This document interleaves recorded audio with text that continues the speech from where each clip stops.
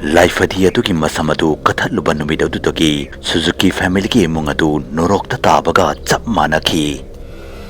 Numit adugi ahing aduda ikiki mamana tumduna leiringaida mahaki mamangda kikuko laktuna yamna thamoi sokna kaplami.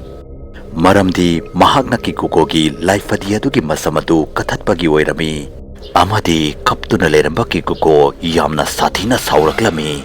Kikukogi masakadusu Laifadi adugi masakta olaklami. Mado ubaga ikiki mama khudakta mikap thoklaklami amadi yamna kanna lauraklami. Maramdi okiku doladu mafamaduda mahaki matakta famduna leirami. Mahakna laubagi khonjeladu tabda imung adugi mipumnama ka adugi manungda chenduna changlaklami.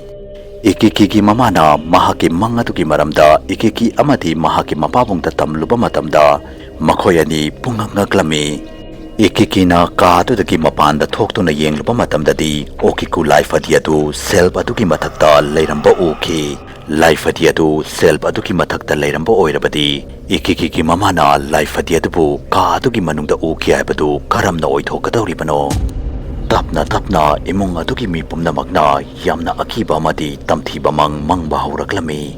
Marak-dadi makhoi ahummak ahing chukpa tumba yaramde. Makhoi ahummakna mangliba mangaduda yamna kamanoiba wa amadi leirami. Madodi mangaduda okiku doladuna makhoi bukihanba amadi hatke tauramba sini.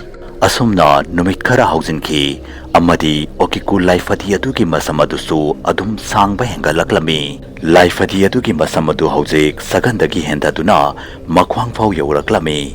Nongma sandyama ikiki hol adugi manungda famduna thabak suduna leirami. Matang aduda mahakna self adugi matakta thamlamba okiku Laifadi adugi mangaksamadu leithoroktuna mangonda yengduna leiramba uki. Amadi Laifadi adugi mamidadusu kuplaklami. Haujik yum adugi manung aduda paranormal activities sing adu asum hengalaklami. Imung adugi mipumnamakna akiba khonjel tarakpa amadi nupi macha amagi mami ama toina uba. Wafamasi makhoi pumnamaki oinadi icham chamba wa ama oiraklami. Haujik imung adugi mipumnamakna Laifadi adupu ubaga yamna kiba hauraklami.